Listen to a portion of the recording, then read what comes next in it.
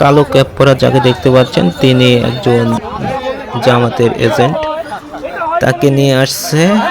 সে হাদি হত্যার পেছনে যে দায়ী ছিল, যে মূল আসামি ছিল, পরিকল্পনাকারী, তার আপন বড় ভাই।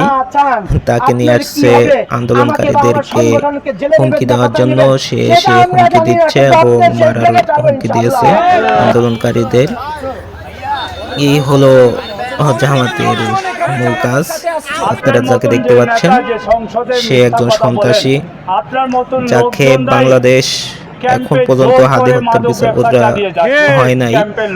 সেই হাদি হত্যাকারীর মূল পরিকল্পনাকারী বড় ভাই, তাকে জামাতের নেতা নিয়ে আসছে আন্দোলনকারীদেরকে মারার জন্য।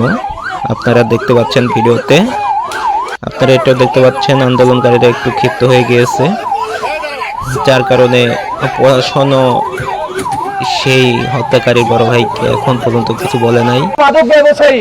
আপনারা দেখতে পাচ্ছেন, আপনারা এটাও দেখতে পাচ্ছেন আন্দোলনকারীরা তাদের মতামত প্রকাশ করতেছেন।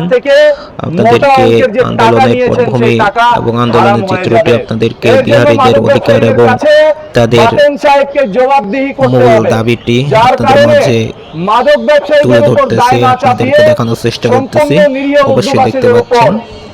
চ্যানেল এবি নিউজের সাথে থাকবেন এবং চ্যানেল এবি নিউজের সকল আপডেট পেতে এখনই সাবস্ক্রাইব করুন এবং অল নোটিফিকেশন ক্লিক করে আমাদের সাথে থাকুন। মোদি বিহারি ছিল। হ্যাঁ, এই যে আমাদের হাজিরত জব 6 নম্বরের যে বস্তি, ওই বস্তিতে মাদকের আখড়া তৈরি করেছিলেন। তিনি তো উর্দুভাষী ছিলেন না।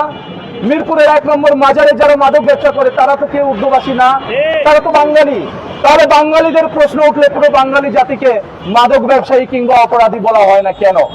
কেন শুধু উর্দুভাষীদেরকে ঢাল আপনারা বদনাম করার চেষ্টা করছেন?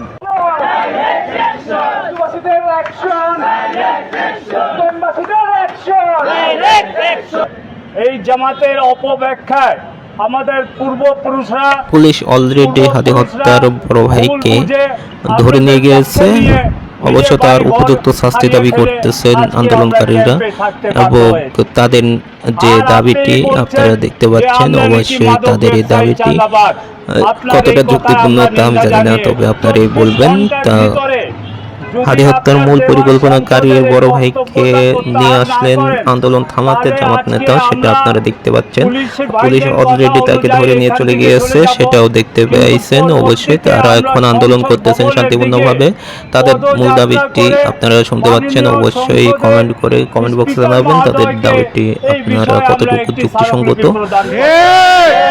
তারপরেও যদি না হয় তাহলে আপনার বিরুদ্ধে আমরা আইনগতভাবে ব্যবস্থা নেব।